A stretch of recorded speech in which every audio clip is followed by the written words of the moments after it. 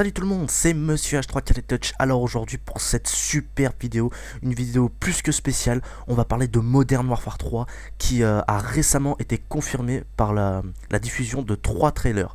Un trailer français que nous avons posté sur notre chaîne et 2 trailers en américain présentant les différentes maps multijoueurs ou autres. Alors nous, bien évidemment, staff de Code QG, on a vraiment remué terre et ciel pour avoir vraiment des infos plus que spéciales, exclusives on va dire, hein. Donc moi j'en ai trouvé quand même énormément. À savoir que dans Modern Warfare 3, le solo comportera plus de 15 missions dans lesquelles vous pourrez désormais conduire de nombreux véhicules, hein, sûrement des 4x4, des hélicoptères, des tanks, etc. Contrairement aux anciens Call of Duty dans lesquels on contrôlait... c'est vrai qu'on contrôlait quand même des tanks. Je me rappelle que dans Black Ops on était dans un Blackbird, mais on va dire qu'on ne le contrôlait pas. Alors que dans ce Modern Warfare 3, on aura sûrement la possibilité de le contrôler.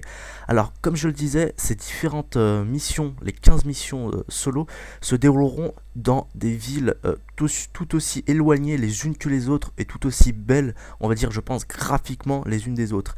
Il y aura une ville en Inde. Il y aura bien évidemment New York, comme vous avez pu le voir dans la bande-annonce. Il y aura une mission qui se déroulera dans un avion qui transportera le président russe. Il y aura une autre mission qui se déroulera dans un quartier à Sierra Leone. Je ne sais pas exactement où ça se situe dans le monde. Bon, sûrement en Amérique du Sud, mais voilà. Je ne m'avance pas trop, là. Je vais passer pour un inculte, désolé. Il y aura une mission à Londres, en Angleterre, une mission en Somalie, une mission à Hambourg, en Allemagne, une mission à Paris, oh Paris, notre ville les amis. Ça faisait longtemps qu'on l'attendait celle-ci dans un Modern Warfare, et ça y est, on l'a. On va pouvoir voir ce que les développeurs ont fait, hein, en développant cette map. Je pense que ça a imaginé une map en multijoueur dans Paris. Ah là là, franchement ça serait énorme. Alors il y aura une autre mission à Prague, en République tchèque. Une mission toujours en République tchèque dans un château, à la campagne, à la Cambrousse. Une autre mission à Berlin en Allemagne. Une mission à Moscou.